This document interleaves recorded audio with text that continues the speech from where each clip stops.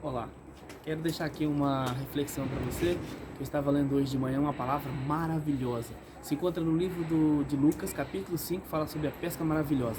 A história diz que Pedro havia pescado a noite toda e não apanhando nada, ele volta para a praia. E Jesus estava na praia ensinando todas as pessoas com as suas palavras maravilhosas. De repente, eles estão lavando a rede e Jesus fala com Pedro assim: Pedro, posso usar o seu barco?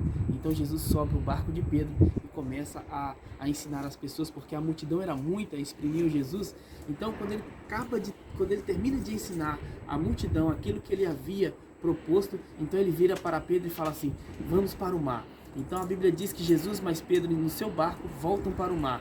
E lá no mar ele fala com Pedro assim: olha Pedro, lança a sua rede. E Pedro fala assim: ó Senhor, mas eu pesquei a noite toda e não apanhei nada. O interessante é que ele não havia pescado nada, ele tinha experiência, mas ele não estava com alguém que tinha todo o poder e toda a autoridade. Mas ele disse assim: eu vou lançar a rede segundo a tua palavra.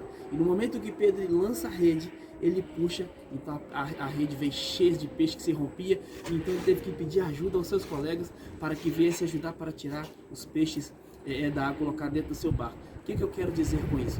Pedro estava frustrado, ele estava na praia lavando a rede, quando Jesus começa a lecionar, quando Jesus começa a ensinar, quando Jesus estava dando uma palavra de esperança para as pessoas. Então o que acontece? Ele chama Pedro e pede: Pedro, posso usar o seu barco? Jesus está dizendo para você: posso estar na sua vida? Posso usar a sua vida? Então ele começa a usar o barco de Pedro como ele quer usar a sua vida.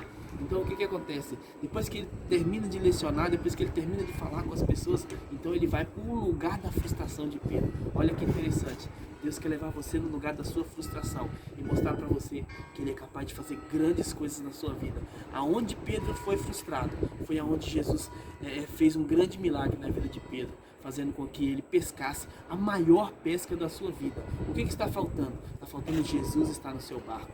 Aonde você foi mais frustrado, é aonde Jesus quer curar você e quer fazer um grande milagre na sua vida. Mas para isso, ceda o seu barco. Ouve as palavras de Jesus, que Ele vai fazer um grande milagre no ambiente da sua frustração. Deus te abençoe, em nome de Jesus.